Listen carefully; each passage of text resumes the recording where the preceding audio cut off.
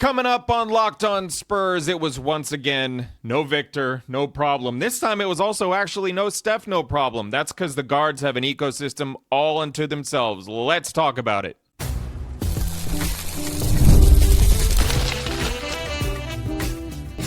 You are Locked On Spurs, your daily San Antonio Spurs podcast, part of the Locked On Podcast Network. Your team every day. Hello and welcome back to Locked On Spurs. My name is Matthew Tynan. Thank you all so much for making us part of your day. On today's show, we got some rapid fire questions from Tyler, the producer. We also have, again, the fan section. But today I want to start with I want to nerd out a little bit, okay? For those of you who want hoops talk, I'm going to try to do my best to bring that your way. The Spurs have been really successful, relatively speaking, without Victor Wembanyama on the floor this season. And there's a big reason for that is unique to what San Antonio has done so far in this 61 win and counting campaign. So I think that there was concern, and I feel like it was justifiable as we were heading into the season, as we were looking at the spacing issues, the proven shooters, like can Stephon Castle make a leap? Is Dylan Harper going to be able to sort of replicate the numbers that we saw in terms of catch and shoot jumpers during his 1 year at Rutgers? Would De'Aaron Fox, post, pinky surgery, be able to return to a form from beyond the three-point line that was at least serviceable, right? Enough to keep defenses honest.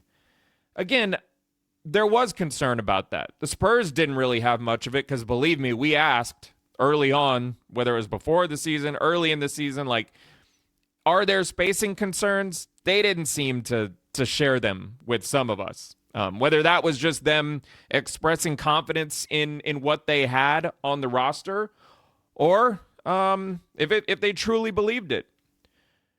Turns out the ideas that they had when it came to their backcourt and the fact that they had advantage creation all over the court, whether it's from De'Aaron at the 1 or Steph at the 2, or if you want to look at the kind of totality of the season and how much we've seen Stephon Castle as the lead initiator. And then when Dylan Harper comes in the game, how many times we've seen him as the lead initiator rather than a De'Aaron Fox. So here's where things have really worked for San Antonio in lieu of a more traditional offense where you have the lead initiator, you have multiple shooters on either side of them. Where San Antonio has really thrived in this capacity, and by the way, they have thrived, like no matter where you look, whether it's De'Aaron and Stephon Castle on the floor together, whether it's De'Aaron by himself, Steph by himself, Dylan Harper by himself, Fox and Harper, Harper and Castle, doesn't matter. All of these duos, anytime they're on the court together, no matter the lineup, is a plus, at least a plus 9.4 net rating when any of those combinations are on the court together. And the reason it works so well is because San Antonio has been, rather than just allocating the second side or the weak side, if you want to call it that, rather than just allocating that as an area for the spot ups whenever defenses collapse on Wembanyama or any of the guards, they have turned it into an attack zone. And what I mean by that is, if you watch San Antonio play, obviously we know that Harper, Fox, Castle, all of them, their priority, or at least their first preference, is to attack the rim, attack the paint, get the defense to collapse and spray out to shooters. But the thing that has been so unique about the way San Antonio has been able to play this season is once the ball is moved to that weak side, to that second side, the threat of attack doesn't stop there. In a lot of systems around the NBA, that the second side is where you tend to get the actions that are lower threat. There might be a spot up shot, but if you close out on shooters, what does the guy with the ball on the weak side, what is he able to do? In San Antonio, and we've noted in previous episodes, the improvements that Stephon Castle has made from three, the improvements Dylan Harper seemingly can't miss. And hey, if you want to look back at the Blazers game on Wednesday night, Carter Bryant literally couldn't miss. I think he missed 1 3-pointer on his way to a career high 17 points, a career high, season high, career high, whatever. It's his rookie year. 5 3-pointers, but you get the idea. Like, these guys on the other side, players that you had concerns about or at least questions about, are answering those questions. But regardless, I digress. What makes the Spurs and these lineups so unique and so challenging to defend is that once you get the dribble penetration, whether it's out of the pick and roll, whether it's one-on-one, whatever the case might be, dribble, handoffs, the Spurs have used multiple actions at the point of attack to create the advantages, and they have incredibly skilled and talented guards, advantage-creating guards. And once that initial attack happens, so if it's De'Aaron Fox, Steph Castle, whoever, at the point of attack, once they reverse it to the other side, if the shot is there, great. But what San Antonio has been excellent at this season is continuing to attack until the defense is softened up enough to the point where there really isn't a great answer for said defense, because either you are having to scramble out to shooters, and this is really not even taking into account Victor Wembanyama's presence, because we all know what that is. We all know that when he's on the court, it really opens up the three-point line. What we're focusing on today is the fact that with those 3 guards, they don't typically share all 3, and obviously Steph Castle was out against the Blazers. They don't typically all 3 share the court together.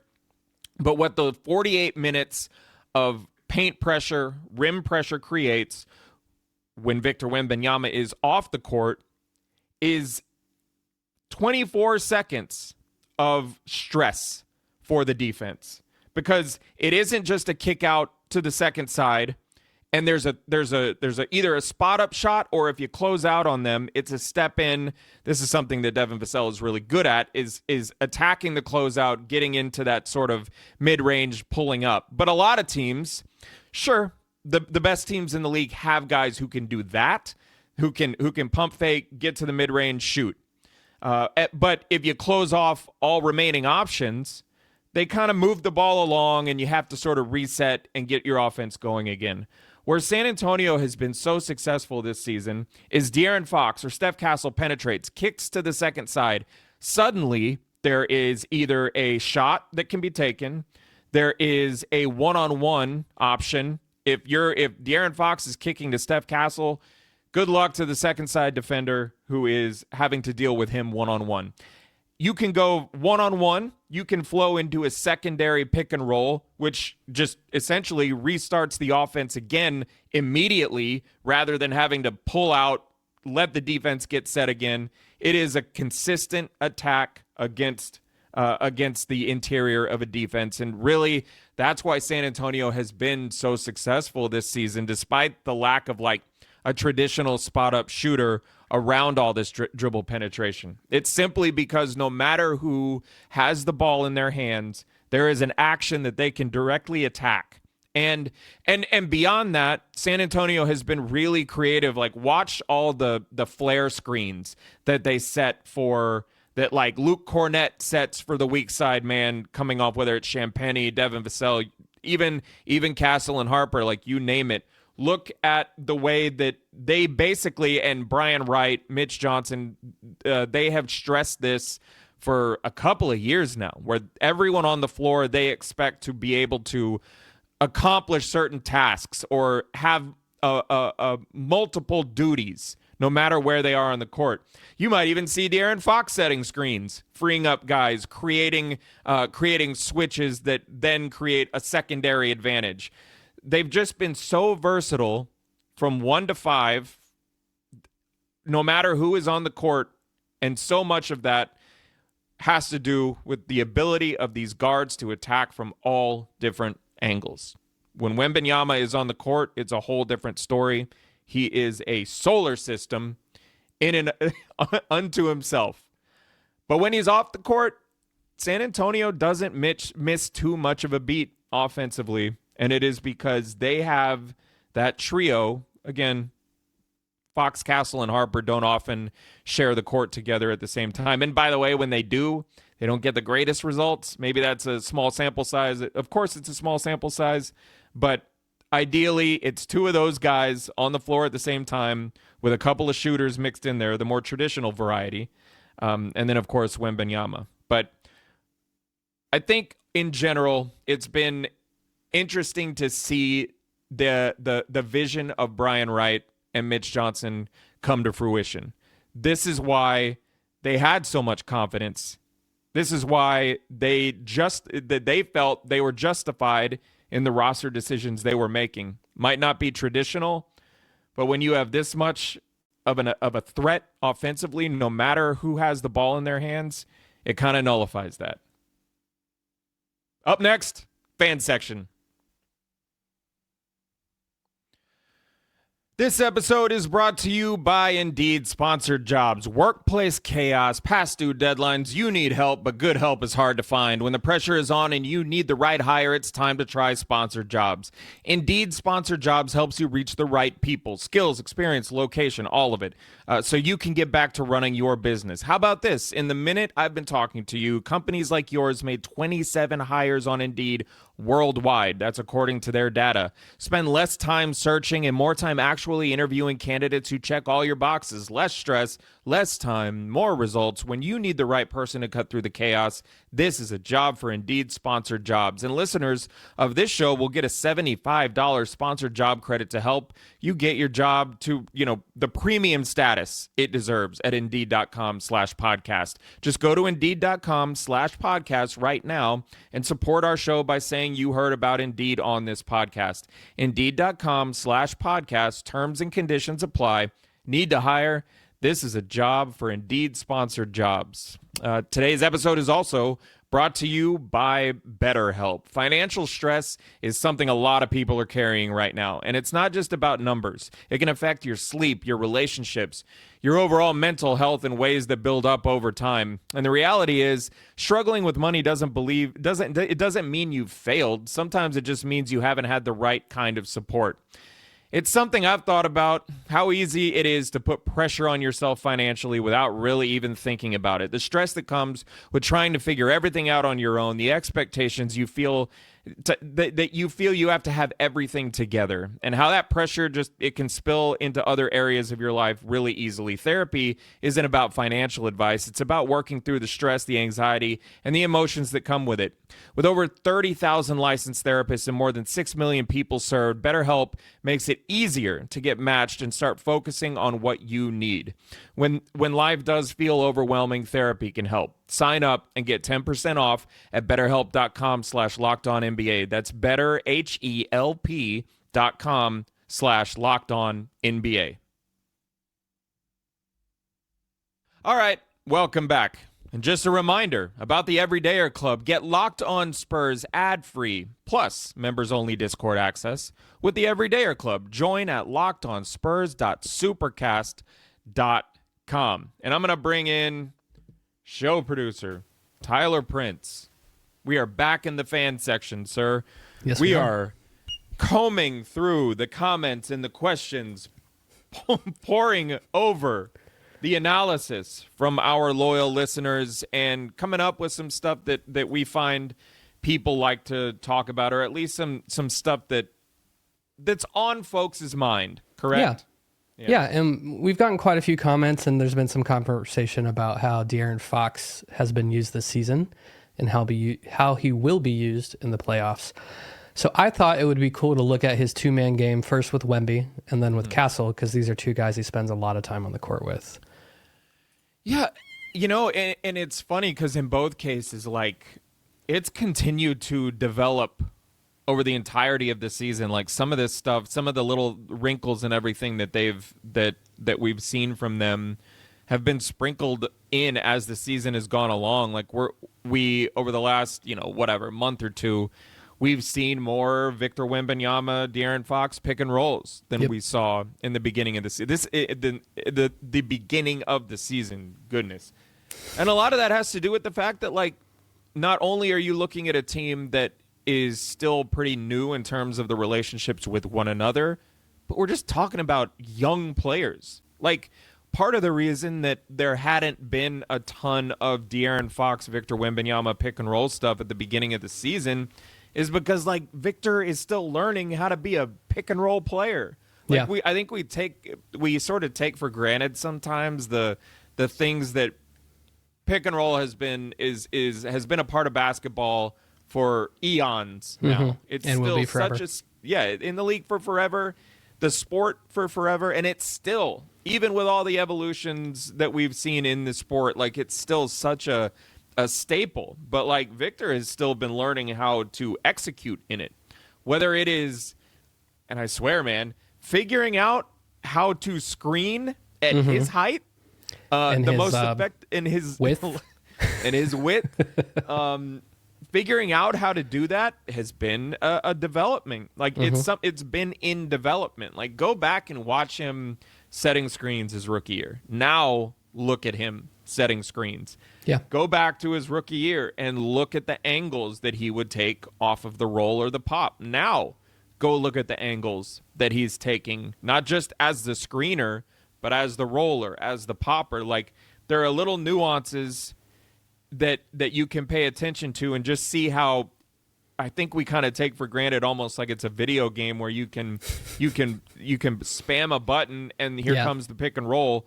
There are details within the pick and roll. How good is the screen? What angle are you screening at? Which angle does the ball handler prefer? Like there are just so many little details that have to be ironed out, and I think we are seeing more and more of the developing chemistry. But I also just want to point this out. And Mitch Johnson, I asked him after the Blazers game just about the balance that De'Aaron Fox has shown this season in terms of like when to take the keys, when to defer, yada, yada, yada. And I thought Mitch had a great answer last night. He said about De'Aaron Fox, he's been ridiculous in terms of his balancing act. Some days it's Steph taking control of the offense. Some days it's Steph. A lot of times it's Victor. We've also got a ton of guys, all the guys averaging double figures, which currently is 7. 8 would be a record. Harrison Barnes is almost there. Come on, HB. Yeah, everyone's cheering for Harrison Barnes now. And for someone who put up the production, De'Aaron Fox, again, this is Mitch talking about Fox, and for someone who's put up the production he has in his career at this stage of his career, to be able to be a complementary piece, to nurture whoever's night it is, while also having the pulse of, quote, I will take this over at any moment, unquote, is probably not discussed enough or not given enough value. Because that's really, really impactful. It's a really, really impactful thing for a young team that doesn't have a ton of continuity and history together. And I think he's been absolutely invaluable in that sense. And I agree. But what we're starting to see, though, is like you can have that deference. You can have that stuff throughout the course of the year. You can work on the details. You can work on the little things over the course of the season. But now it's time to start really putting a lot of it into action. So I see they're working with different varieties of the pick and roll, whether it's De'Aaron Fox and Victor at sort of the traditional point of attack, like first action, you're running a pick and roll, or because we've seen De'Aaron Fox off the ball so much this year, it's De'Aaron Fox coming off of a screen and flowing into a pick and roll with Victor. And like now what we're starting to see, whether it's Steph Castle or Dylan Harper, is the secondary actions that can come off of that. So like we're a lot of basketball talk today, and I hope y'all like it. I know some of y'all have been asking for it, but I'm serious. I love talking about this stuff. So it's like envision Steph Castle is dribbling the ball up. Suddenly you have De'Aaron Fox screaming off of an off-ball screen. And like right then and there, it's immediate danger zone because you have De'Aaron Fox on the move, who's one of the fastest, quickest players in the NBA. You have to account for the fact that he could attack right then and there, get downhill, get into the paint, attack the rim.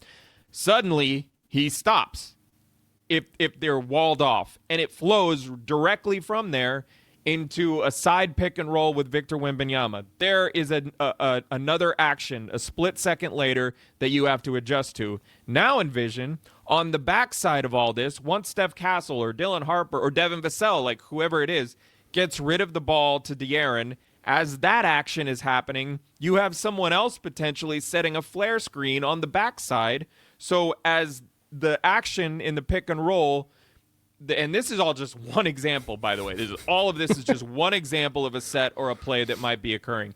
While all that is happening with De'Aaron Fox and Victor on one side, you're getting a screen from the other side, setting a flare for Steph or Dylan or Vassell to flow off. And suddenly, you're looking at a scenario where De'Aaron Fox's options are drive, and this is what the defense has to account for all at once.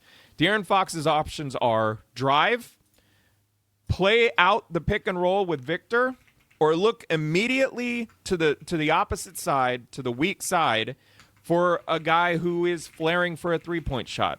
There's so much that defenses have to account for, and it's been a lot of fun to watch this development. And no matter which dynamic, whether it's Fox and Wemby, Fox and Castle, Harper and Fox, Harper and Wemby, watching all of this stuff sort of play out and develop in time has been a lot of fun to watch. But yeah. Yes, it has.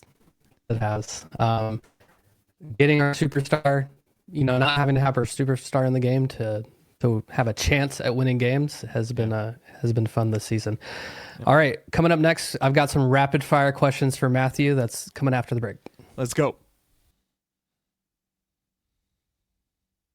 Today's episode is brought to you by Wayfair. Wayday is here, and if you've been thinking about upgrading your space, this is the time to do it. We're talking about some of the best deals of the year on furniture, decor, outdoor essentials, everything you need to refresh your home. During Wayday, Wayfair is offering up to 80% off with fast and free shipping on everything, making it easy to find pieces that fit your style and your budget. It's super easy on the website to filter by size, style, price. You're not wasting your time scrolling. The reviews and photos help you feel confident in what you're getting, and Wayfair verified products are vetted by specialists, so you're getting quality. Whether it's upgrading a room, adding outdoor pieces, or just finding something that ties your space together, it makes the whole process simple from start to finish. So yeah, Wayday is the sale to shop the best deals in home. We're talking up to 80% off with fast and free shipping on everything. Head to wayfair.com on April 25th through the 27th to shop Wayday. That's WAYFAIR.com.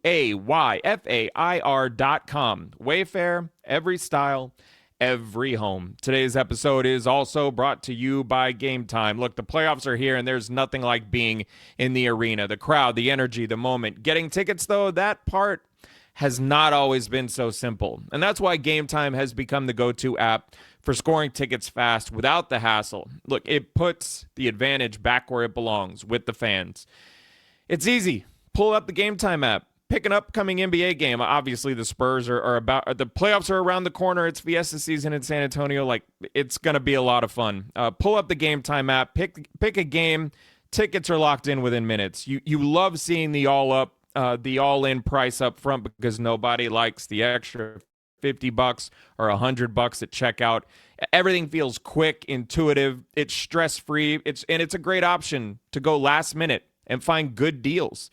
So take the guesswork out of buying NBA tickets with Game Time. Download the Game Time app, create an account, and use code LOCKEDON for $20 off your first purchase. That's code LOCKEDON for $20 off. Download the Game Time app today. And remember, it's gametime.co, not .com.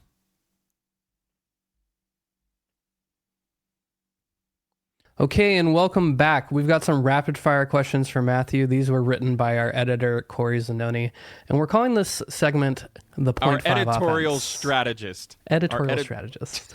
We'll have to ask Corey what he wants to be called. Yeah, but we're calling this the .5 offense. You want to explain that, Matt? Yes, so for those unfamiliar, the .5 offense is something that Greg Popovich used to refer to all the time, kind of a term that was popularized by the Spurs and Pop's concepts. Basically, the second you catch the ball, you have 0.5 seconds to decide what you're going to do with it. It might be drive, it might be shoot, or pass the ball to the next guy in the flow of the offense. Basically, 0.5 offense, you have 0.5 seconds to decide what you're going to do next. All right, Matthew, you ready to decide in 0.5 seconds? Yes, yeah, sure, let's do it. Sure. All right. In your opinion, Bigger Spurs X factor in the playoffs. Will it be Julian Champagnie or Keldon Johnson? Whoa. Oh, if I just make noises, maybe I can make it seem like I've made my decision in 5 seconds. So I'm just going to filibuster here for a second. Man, it's a tough one. You know, something that we've talked about on the show today is just how important it is to, like, yes, De'Aaron Fox, Steph Castle, Dylan Harper, like, they have been great as even sort of the non-traditional idea of certain guys that you want off ball. But, like, don't get it mixed up. The spacing that Julian Champagnie, especially ever since being inserted into the starting lineup, and Devin Vassell, like, a lot of what Fox and Harper and Castle are able to do is because those guys are spacing the floor. So they're incredibly important. However, I'm going to say the bigger X factor is Keldon Johnson, and simply because of this, there aren't very many players, like, never mind just on the Spurs, but across the NBA who give you the kind of stuff that Keldon Johnson does on a night-to-night basis, who sort of embody that ball of energy, that infusion of physicality and effort and all this stuff that a lot of times, man, if you have a team that's kind of feeling down or the shots aren't going in or just things are sort of sagging, there's a lull, whatever, you need a guy like Keldon who just comes in and kind of like runs into the wall all over and over again and still keeps getting back up and attacking. Like, we've seen it a bunch of times this year. Sometimes literally for Keldon. That's what I'm saying. Like, and it's not even, you know, there are even nights when the three-pointers aren't falling, things like that. Keldon's like, all right, time to go to work, just slamming into people, getting to my little hook shot and getting us 2 points. And so I think that what he embodies as a team, not just as a basketball player, this has been the most impactful season of his career as a basketball player, but just what he embodies as a team leader. I think that in the long run, I hate doing the comparison. Like, Julian, if you're watching, you know you're damn important. But yeah, the X factor, the bigger X factor, it's just got to be Keldon because of everything that he embodies. I agree with that. All right. Who's going to be a better first-round matchup for us? Suns or Clippers? Better in terms of entertainment value, or a better, like, this is going to be an easier path ahead? You know, I don't think winning the playoffs should be easy, so better for entertainment value. Oh, I thought you were going to go the opposite direction. I thought you want to go all the way through unblemished. Okay, so for Spurs fans who want the more entertaining series, and I think the tougher series. Yeah. This is always going to be subjective because, like, on one hand, the more difficult series is going to be Phoenix, but I understand that maybe for the entertainment value purposes of things, like, you'd want to see Kawhi Leonard against the Spurs again. I, for one, from a basketball perspective, would love that, but I think I would just hate the constant boos that still rain down on Kawhi Leonard 8 years later or whatever it is now. Man, that's a whole nother rant that I have. I think it's that wouldn't make people very happy. But I think from an entertainment value perspective, I think that it would be the Phoenix Suns, because that is a tough matchup. It is San Antonio. They're big, they're deep, they defend Victor really well. They have a ton of shooting. They're one of these teams that if you are not careful, if things and not to mention, like, they have guys who can drop. They have like three Devin guys Booker who can drop 30 on you. Devin Booker, Jalen Green. You never know what night you're going to get from Dylan Brooks. But the more difficult matchup would be, in terms of just resistance, would be Phoenix. I think that despite the fact that there are dangerous players in Los Angeles as well, obviously Kawhi having an unbelievable season, and Darius Garland can go off. I just don't think that there's going to be enough resistance from them defensively to give San Antonio too many problems. Like, it might turn into one of those, can the Clippers keep up with San Antonio's offense type of things, and I just don't think they would be able to. So yeah, the more entertaining, like the more physical, the, like, if you're an objective viewer, if you're maybe not a Spurs fan and you want to see like the highest probability of a long series, I think it would be against the Phoenix Suns because they have a lot of answers for a lot of what the Spurs like to do. Yeah, and we've had trouble with them with and without Victor for sure in the regular season. So it would be a great test for our guys. All right, last one. Since trading Trae Young, the Atlanta Hawks have gone 26-13. Who is more upset about that, Trae Young or Brian Wright? For those who don't know, the Spurs own the Hawks pick this Pick season. swap. This came from the DeJounte Murray trade. The gift that keeps on giving. Yeah, I think it's got to be Trae Young, man. It's got to be Trae Young. Because, like, look, everything is going well in San Antonio. It'd be one thing if things in San Antonio just weren't going well right now, but they're going well. So it's hard for Brian Wright to be mad about anything these days. At this point, but, like, us getting a pick like before 25 is a plus for me. Any of it's a plus. Any of it's a plus. So yeah, it's got to be tough. It's not even just the fact that they're winning without him. It's like how they're winning. It's like it's not like, oh, they're a little bit better.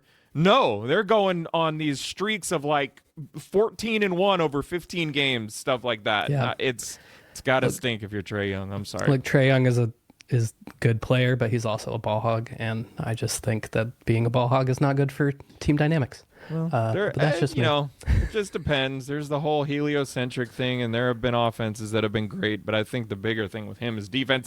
We're not talking about Trae Young today. Thank you all for tuning in to Locked On Spurs. We've got more Spurs deep dives coming your way every single day. Make sure you subscribe and follow us wherever you get your podcasts so you get all the latest episodes. You can find me on Twitter at Matthew_Tynan and over at the Corporate Knowledge Newsletter if you want more content, more so in the written variety. That is at MatthewTynan.substack.com. Tyler, where can they find you? They can follow me at Instagram at Tyler Prince Film. And also, guys, I want to talk about the Corporate Knowledge game chats. They're a lot of fun. Yeah, they're great. We commiserate when we're not playing well, and sometimes even when we are playing well. So it's a great place to hang out if you're a Spurs fan. I boost that. Yes, come hang out in our game chats. It's a much more pleasant place to hang out, and it's a lot of fun still. It's not some soft little like, oh no, Twitter's too scary. No, it's still a lot of fun. It's just like there aren't a bunch of bleep holes, if you know what I mean. All right, if you never miss an episode, the Everydayer Club is just for you. Get Locked On Spurs ad-free, plus members-only Discord access and more. Head to lockedonspurs.supercast.com to join the club. For those of you on video, we send you the first ever 24/7 national NBA YouTube channel. On audio, make sure you make your second listen NBA game night on Locked On NBA. For Tyler Prince and for Corey Zanoni, we're gonna involve him more going forward. My name is Matthew Tynan. We'll talk to you all next time.